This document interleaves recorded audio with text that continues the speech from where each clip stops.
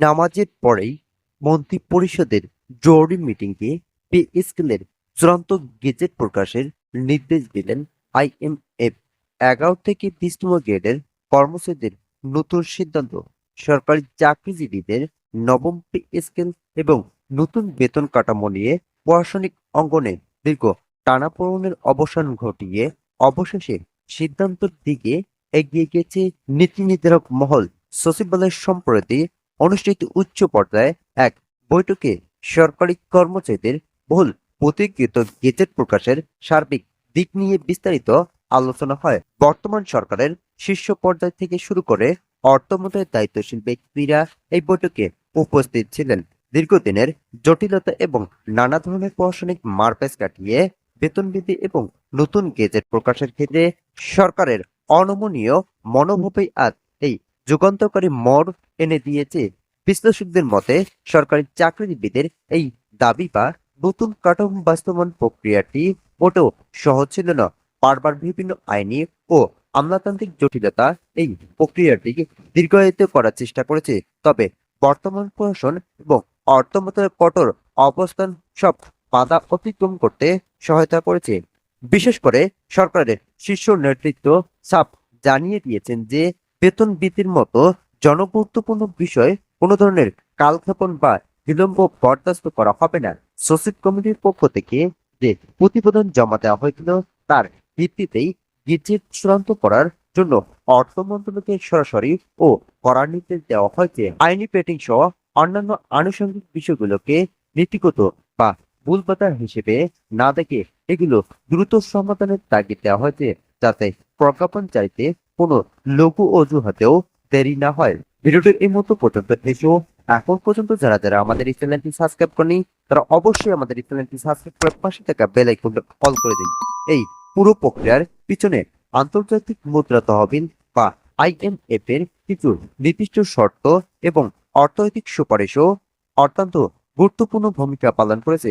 অর্থনৈতিক স্থিতিশীলতা রক্ষা এবং দেশের চলমান উচ্চ মূল্যস্ফীতির বাজারে সাধারণ মানুষের ক্রয় ক্ষমতা টিকিয়ে রাখার তাগিদ দিয়ে আসছে আন্তর্জাতিক এই দাতা সংস্থাটির। বিশেষ করে সরকারি কর্মকর্তারা ও কর্মচারীদের জীবনযাত্রার মান সামঞ্জস্যপূর্ণ পর্যায়ে না রাখলে প্রশাসনিক কার্যক্রমে স্থবিরতা আসতে পারে, এমন আশঙ্কা কথা বারবার উঠে এসেছে বিভিন্ন দাপ্তরিক বৈঠকে। আইএমএফ এর সঙ্গে হওয়া বিভিন্ন অর্থনৈতিক চুক্তির শর্ত এবং দেশের বর্তমান বাস্তবতার কথা মাথায় রেখে নতুন পে স্কেল রূপরেখা চূড়ান্ত করার ক্ষেত্রে এই ত্বরান্বিত পদক্ষেপ নেওয়া হয়েছে। নতুন এই কাঠামোয় অন্যতম ইতিবাচক দিক হলো সরকারি চাকরির একটি বিশাল অংশ জুড়ে থাকা নিম্ন ও মধ্যম আয়ের কর্মচারীদের সুরক্ষা। বিশেষ করে ১১ থেকে ২০তম গ্রেডের কর্মচারীরা বর্তমান বাজার পরিস্থিতিতে সবচেয়ে বেশি অর্থনৈতিক চাপের মুখে রয়েছেন। নিত্য প্রয়োজনীয় জিনিসপত্রের দাম যেভাবে আকাশ ছোঁয়া হয়ে যাচ্ছে, তাতে এই গ্রেডের কর্মচারীদের জন্য টিকে থাকা মুশকিল হয়ে পড়েছিল।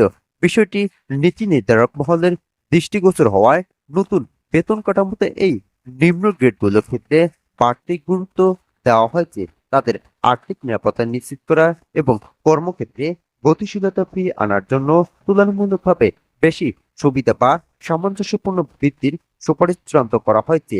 প্রধানমন্ত্রীর কার্যালয় এবং সংশ্লিষ্ট মন্ত্রণালয়গুলোর দিনরাত পরিশ্রমের ফলে প্রশাসনিক প্রক্রিয়ার এখন প্রায় শেষ পর্যায়ে মন্ত্রিপরিষদ বিভাগ এবং অর্থ মন্ত্রণালয়ের কর্মকর্তারা যে কোনো মূল্য নির্ধারিত সময়ের এই প্রজ্ঞাপন জারির জন্য কাজ করে যাচ্ছেন। ভিডিওটির এই মুহূর্ত পর্যন্ত এসেও এখন পর্যন্ত যারা যারা আমাদের এই চ্যানেলটি সাবস্ক্রাইব করেনি তারা অবশ্যই আমাদের এই চ্যানেলটি সাবস্ক্রাইব করে পাশে থাকা বেল আইকনটা অল করে দিন। আগামী 25 জুলাইয়ের মধ্যে এই বহু কাঙ্ক্ষিত গেজেট চূড়ান্তভাবে প্রকাশের পরিকল্পনা দেওয়া হয়েছে। সরকারের নীতি নির্ধারকরা চাচ্ছেন নির্ধারিত এই তারিখের মধ্যেই যেন সমস্ত দাপ্তরিক প্রক্রিয়া সম্পূর্ণ হয়, যাতে চাকরিজীবীদের দীর্ঘদিনের হতাশা এক নিমিষে দূর হয়ে যায়। নির্ধারিত সময় অনুযায়ী আগামী 25 জুলাইয়ের মধ্যে যদি এই প্রজ্ঞাপন বা গেজেট আনুষ্ঠানিকভাবে প্রকাশ করা সম্ভব হয়, তবে তা এক বিরাট স্থির বার্তা নিয়ে আসবে দেশের বিশাল চাকরিজীবী সমাজের জন্য। কারণ সরকারের উচ্চ পর্যায়ের আলোচনা থেকে স্পষ্ট করে জানা হয়ে গিয়েছে যে 25 জুলাইয়ের মধ্যে গেজেটটি প্রকাশিত হলে চাকরিজীবীরা চলতি বছরের 1 জুলাই থেকে নতুন পে স্কেল অনুযায়ী তাদের মূল বেতন ও ভাতাটি ব্যাংক অ্যাকাউন্টে তুলতে পারবেন।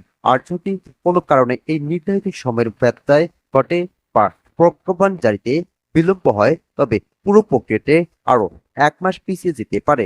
সেক্ষেত্রে আগামী আগস্ট মাস পর্যন্ত অপেক্ষা করার বাধ্যবাধকতা তৈরি পারে, যা কেউ আর চাচ্ছে না। এই বাস্তব উপলব্ধি থেকে প্রশাসন এখন আর এক মুহূর্ত সময় নষ্ট করতে নারাজ। অর্থ মন্ত্রণালয় এবং সচিব কমিটি যৌথভাবে এখন যুদ্ধকালীন তৎপরতায় কাজ করছে, যাতে আইনি বা প্রশাসনিক কোনো ত্রুটি বা ফাঁকফোকর না থাকে। বিগত দিনে বিভিন্ন সময় পে স্কেলের দিয়ে নানা গুঞ্জন শোনা গেলেও এবারের পরিস্থিতি সম্পূর্ণ আলাদা।